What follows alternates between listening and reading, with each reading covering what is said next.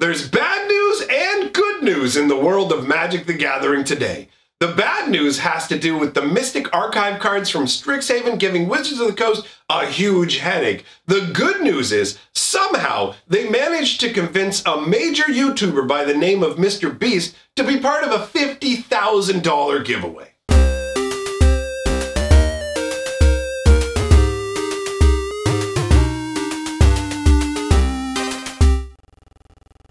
Greetings, owners of fine luxury cardboard rectangles. My friends, it is the middle of the week. I hope you are doing well. We are here for another installment of Mega Magic News. We're going to talk about the good and the bad. So we will start out with the bad news and then we'll move on to the good news, because let's be real, the good news in this case is going to be more interesting and probably more impactful overall than the bad news is for people. But in terms of the bad news, Wizards of the Coast is dealing with a pretty big headache, or actually it's like a two-pronged kind of headache when it comes to the mystical archive cards. And one of them is simply based on a design choice that Wizards, I guess, didn't really fully think through the impact it was going to have on people and understanding how people behave based on patterns and things like that. So let's dive into it. We're going to be talking specifically about Magic the Gathering Arena here, okay? So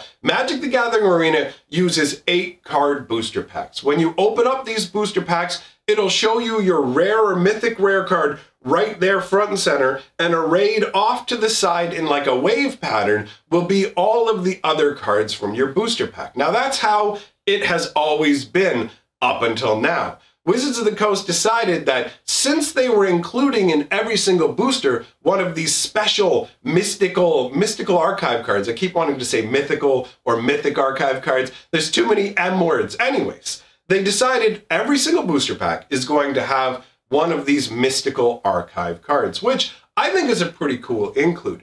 But I guess in an attempt to make it more in your face and obvious that it was happening, they decided that when you open booster packs, instead of doing it the traditional way where the main focus right in the center is your rare or mythic rare card, instead now it's the Mystic Archive card that shows up there.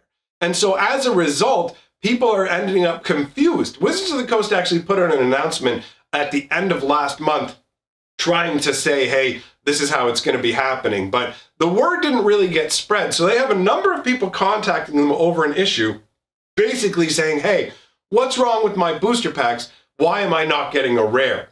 Because what would happen is they'd open a booster pack. It would show the Mystic Archive card front and center.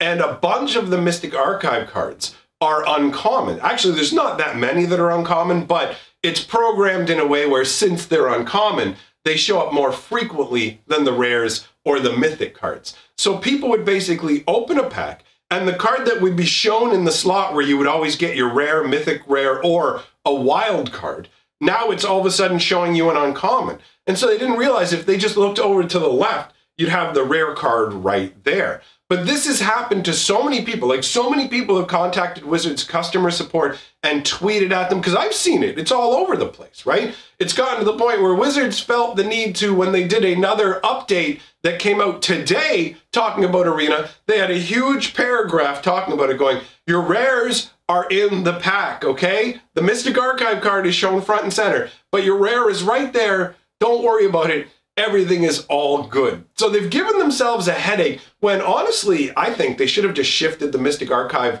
card off to the side. Your eyes are going to be drawn to it anyways. Those mystical archive cards are very, very eye-catching. They're very striking. And frankly, I really love the design of them. There's a lot of cool cards that are included in it. But this is where we get to the second prong of the headache. And this is of Wizards of the Coast's own doing, because I can't actually understand why they did this. There are multiple cards that you can get from this Mystic Archive pack, right? Where you open the pack, and let's say, for example, you opened Lightning Bolt, right? Now, Lightning Bolt is an old school powerful card. 1 red mana to do 3 damage to any targeted instant speed with literally no drawbacks. That's a powerful card.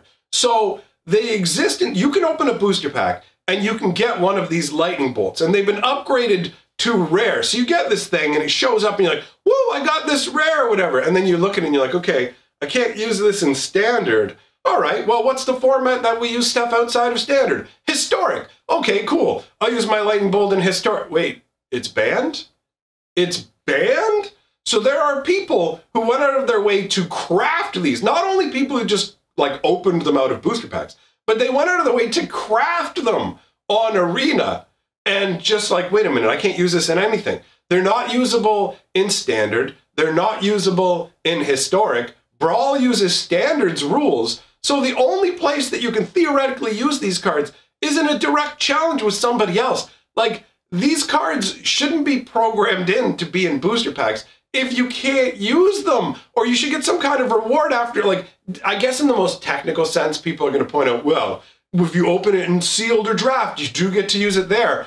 Well, that's one thing, I guess. If you're playing in those events, then maybe have them in there. But if you're just buying boosters from the store for gold or gems or whatever, and you can get hit with these cards you can't even play with, that's a genuine problem. You know what I mean? Anybody who's upset about that, Wizards deserves the headache over that one, because that's just a move on their part that is so not consumer friendly. Like, just getting cards that you can't play in literally any format. You can own, like, because a direct challenge isn't a format. It's just, well, we don't enforce the rules for these decks, so you can just do whatever. It's not, that's not acceptable. So that headache is totally deserved. And I understand everybody's frustration over that. I haven't opened any Strixhaven packs on Arena yet, so I haven't run into it, but I'm going to get frustrated when it happens to me too. Now, let's move on to the good news. This is actually pretty surprising, and this is also probably why we saw the, you know how Wizards of the Coast just recently wound down the premiere not premiere, what's the word? Like the pre-release events, the early access events that they gave to streamers and things like that. They just shut that program down. And it looks like they've decided that they're going to spend their resources. And this is actually something that I had mentioned in the video where we talked about it, where I said I thought that they were probably going to try and reach to markets outside of the normal Magic ones. Because anybody who's like routinely watching Magic streamers or YouTube channels and things like that, they're already really into Magic. So it's preaching to the choir. You don't really need to advertise to them to get them into the game. They're already hooked enough that they're watching streams or YouTube videos, right? Like, if you're watching my video right now, you're fairly in to Magic the Gathering, because there's a lot of people who don't like get in this deep. But I'd like to say thanks for being here with me, my friends, because you know what? I really enjoy this. Anyways, let's not wander too far off the path, which is what I'm known for anyhow. So, as a result, whatever it is, I can't say for sure what the internal decision-making process is at Wizards of the Coast, but it does feel like this sort of, hey, let's get MrBeast to be a part of what we're doing. And for anybody who doesn't know who MrBeast is, don't worry about it. It's probably just because you're a bit older, right? Like, if you're like a teenager, you're in your 20s, you're probably already instantly familiar with MrBeast. If you're like me and you're in your 40s, you know, because I'm an old dude, then maybe you don't know who he is. I mean, I already knew who he was because I wander around YouTube checking out different kinds of content and whatever. And what he does has a certain level of appeal. Essentially, he does massive spectacle events involving just handing out money. And some of the concepts that he comes up with are genuinely amusing. There was a video where essentially he set up a card dealership where they were just either giving the cards away for free or selling them for like an insanely low price, where it allows for this hilarious setup where I'm guessing they just like rent a car dealership for a day or whatever, and they're like, we're gonna buy all the cards you have on the lot and we're just gonna give them away. Either way, he takes a massive amount of money, buys up all these cards and stuff. People come into the car dealership and they're like, I don't know if I can afford the price or whatever. It's something like that. And he'll be like, all right, it just starts dropping the price. And then even when they're saying things like they like the car, just starts dropping the price, just starts giving people cars. That kind of stuff is hilarious. So it's that sort of like, take the money, going to random streams, donating big fat wads of cash. That's the sort of thing that he is known for. So Wizards of the Coast is capitalizing on that. And they are doing a $50,000 giveaway done in 2 different increments of $25,000. Now, this giveaway is taking place on Arena. I've looked over all the rules and regulations, so I mean, I'm not really going to dive super deep into what they are. But if you are curious about it and want to know roughly how it works, because there was a few little quirks that I thought were interesting, the rules for it, all you have to do is join on Arena and play. You have to be, hold on, what are the countries? There's a list of countries. We'll get into that in a second. You have to be either 18 or the age of majority in the country that you reside in. You have to hop into Arena and play the event. And this is important. You're not allowed to concede any of your matches. You have to play all of your matches to completion. And then Wizards of the Coast is going to randomly determine the winners. Now, I don't know, like, supposedly what's supposed to happen is MrBeast is supposed to be playing Arena, maybe under an account that doesn't have his name or something like that, so you won't know who you've been matched up against or if you've been matched up against him until they do the drawing. But I think what they're going to do is create an eligible pool of people and then draw randomly from them, right? So it got interesting to me when I looked at the list of countries, because this is where you have to be living if you want to be part of the event. You have to either be in Japan, UK, Germany, Netherlands, Spain, Sweden, Austria, Portugal, or the US. Now, bear in mind, I may have overlooked something, so, you know, go read the terms and conditions yourself just to make sure that everything's on the same page. But what was really interesting to me to note was this contest there's a few specific rules that apply just to Canada. Like when you look at the list of every country, it's all just, we're part of it, we're part of it, we're part of it, we're part of it. And then Canada, it's like double asterisk. First of all, nobody in Quebec is even allowed to play in this. Like they're not allowed to compete in the event, and just Quebec. And if you don't understand what I mean when I say Quebec, if you live in the States, since the majority of my audience does, just imagine there's one state in the US that's never allowed to be part of contests. That's Quebec. When it comes down to it, virtually every contest that happens in Canada excludes Quebec. Like imagine if you lived in the States and they were just like, yo, you live in Texas? Nah, bro, you eat Texas toast? Guess what? You can't be a part of this event. So everybody from Quebec is excluded. There's a specific thing. It's like Canada excluding Quebec and other places where contests like this are void. And the thing about Quebec is the contests there aren't void. But the way it works, and understand, Quebec only has like about 800,000 people in the entire province. So we're talking less than 1 million people worldwide. And I'm not sure what the population of Canada is right now, but I think it's probably about 35-ish million. So less than 1 million people out of that live in Quebec. They get excluded because there's a organization that I'm just going to use the acronym because it's in French and I will brutalize the pronunciation. There's people who think, wow, does everybody in Canada speak fluent French? No. A lot of us took just as much as you were forced to take in grade school, and all they know how to say is pamplemousse and vinaigrette, okay? So that's me. I can't pronounce this. It's called the Rack J. Now, I've never looked into why the Rack J causes everybody to go, no, we're not doing contests in Quebec. But after looking at all the restrictions that get placed on the contest, that was part of what made me want to talk about this. I was like, okay, I want to talk about how crazy the restrictions are. So if you want to have any contest that involves people who live in Quebec, you have to register the sweepstakes and all advertisements used to promote the contest with the Quebec government at least 30 days ahead of the sweepstakes launch, publish the full text of the sweepstakes rules at least 10 days before the giveaway begins, pay a fee of up to 10% of the sweepstakes value, depending on who's allowed to enter. So right there, you want to do a $50,000 giveaway, you've got to pay us $5 grand. You have to agree to allow the government of Quebec to mediate any lawsuits arising from the contest. So you have to hand over your legal rights to the Quebec government to just decide what happens in case of any kind of disputes. They have very strict guidelines about sweepstakes as well. You have to allow the government of Quebec the right to approve any changes to the giveaway that need to be made once it's started, and to approve canceling the giveaway if it becomes necessary to do so. So if you involve Quebec, you need their permission to be able to cancel your contest. And so Wizards of the Coast opened this up to Quebec and something fell through and they went, the event's not happening. The Quebec government would the provincial government of Quebec would have to go, yep, we agree to that. Otherwise, they wouldn't legally be allowed to cancel the contest.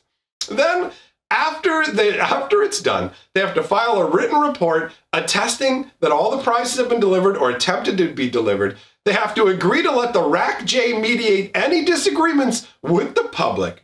They have to file security in the amount of the prize value to ensure that the prizes are actually awarded. So they'd have to pay $5,000. They would have to put $50,000 away, basically in a trust with for security for the Quebec government. Like, and that's not everything. That's not, like, I'm not going to read out every single thing because we'd be here forever. But that's crazy, right? So in this situation, literally, it makes sense to me why they're excluding Quebec. But I thought it was funny that it's like all of Canada except that one province can't be a part of it. And on top of that, we're the only country in this entire contest, and maybe in the entire world, that requires skill testing questions for you to, like, you're not allowed to just win giveaways. For some reason in Canada, something that is inexplicable and I don't understand, you can't just have a giveaway. So because this isn't a skilled tournament, right? Because what they're doing is they're picking 2 people at random from however many people, I guess everybody who plays against MrBeast or logs in during that time or whatever will be eligible. So you're just going to pick 2 people from that. But because they're selected randomly and not based on any merit, Canada's like, no. Skill testing question is required. So it'll just be some weird little question like, what's 2 times 3 plus 5? Divided by 2 plus 1. I mean, it's actually simpler than that. I'm making it probably sound a little more complex than it is. It tends to be a fairly simplistic question, but you do need to know your bedmas. Oh wait, they changed the way that math works. Do you guys know bedmas? I'm an old man. Brackets, exponents, division, multiplication, addition, subtraction. There you go. That's the sequence that you're supposed to do stuff in. Maybe they changed math for you, but either way, this skill testing stuff applies to everything. If you enter into like, let's say, like a potato chip company puts little inserts in the bag. Now I'm really showing my age because they just use codes now. But back in the day, they used to put little inserts in the bag or whatever, a little card, you've won a free bag of chips. You literally have to answer a skill testing mathematical question to win a bag of chips in Canada. Canada's like, no, nobody gets a free handout here. This is merit only. Oh, you want some free chips? Oh, the company wants to give you free chips? Here's your quiz. Do some math, punk. Like that. And it was funny because I'm looking through other countries and I'm like, wait, we're the only one who does this? Is Canada the only place that requires skill testing questions? Let me know, guys. Let me know in the comments below if you live somewhere where they have any kind of weird rules like that, where you have to answer skill testing questions. Gonna wrap up here. List of my top patrons scrolling by. These are the people who give me money so that I have the energy to yell at my camera and my microphone. So you can become one of them. Become one of these yelling enablers. Oh, flap my wings and fly. And you should fly over to my Hatcher channel and watch my silly, ridiculous, fun video. Don't watch it with kids though. If you watch these videos with kids, don't watch it with kids. It's decidedly more adult. Anyways, thanks for coming by, my friends. I will see you all tomorrow if you can answer my skill testing question.